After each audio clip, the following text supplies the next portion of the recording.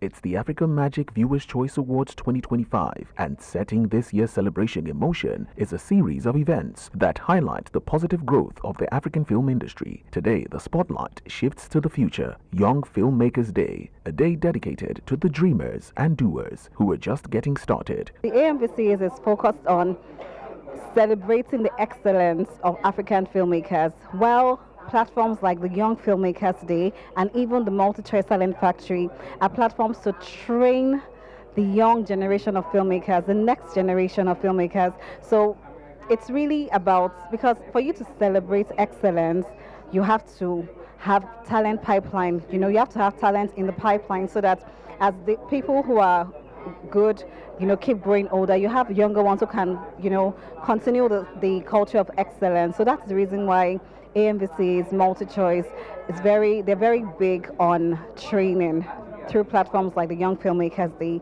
Last year we had a funding masterclass, and a lot of people came and they learned about funding for their films and other aspects of funding, but how to access government funds and all of that, and how to also raise funds.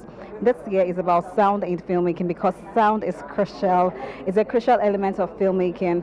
That's really the reason why we do these things. The reason I'm even in Nigeria is because I want to elevate the quality of Nollywood movies to be able to be more global. I don't want that 80% of Nollywood's independent movies go to YouTube, and most of them are not monetized. So my objective is to help with my company Atunjue. We want to help raise the quality, starting with sound, and then help to change distribution globally and push more African content to the rest of the world, because I believe that's what the world wants. Sound is very important. Without sound, it's just a picture, even if it's moving, and nobody wants to sit there and watch something that they don't hear, that sweetens the environment and makes their experience more pleasurable.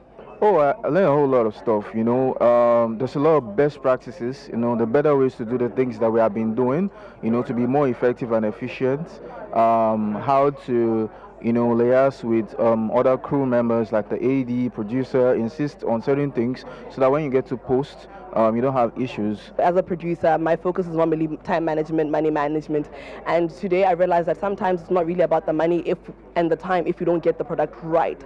So it's very important to give our sound people some grace in terms of time. We don't need to hurry them up and say chop, chop, chop, I beg, we need to leave.